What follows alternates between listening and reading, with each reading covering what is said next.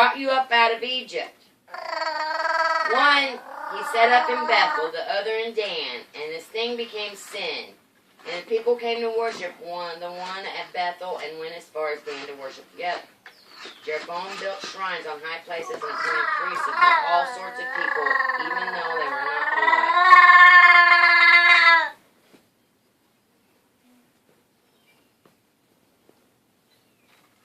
He instituted a festival on the 15th day of the 8th month, like the festival held in Judah, and offered sacrifices on the altar. This he did in Bethel, sacrificing the calves he had made. And at Bethel he also installed priests of the high places he had made. On the 15th day of the 8th month, a month of his own choosing, he offered sacrifices on the altar he had built at Bethel. So he instituted the festival for the Israelites and went up to the altar to make offerings.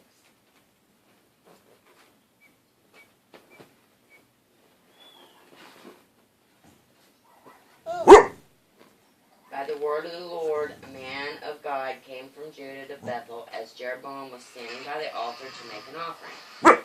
By the word of the Lord, he cried out against the altar, "Altar, altar, this is what the Lord says. A son named Josiah will be born to the house of David. On you he will sacrifice the priests of the high places who make offerings here, and human bones will be burned on you." That same day the man of God gave a sign. "This is the sign the Lord has declared. The altar will be split apart, and the ashes on it will be poured out."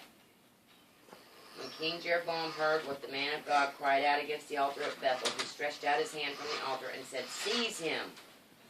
But the hand he stretched out towards the man shriveled up, so he could not pull it back.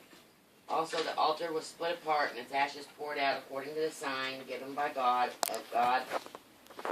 by the word of the Lord. Then the king said to the man of God, "Intercede with the Lord your God, and pray for me, that my hand may be restored." So the man of God interceded with the Lord, and the king's hand was restored, and became as it was before. The king said to the man of God, "Come home with me for a meal, and I'll give you a gift." But the man of God answered the king, "Even if I were to give you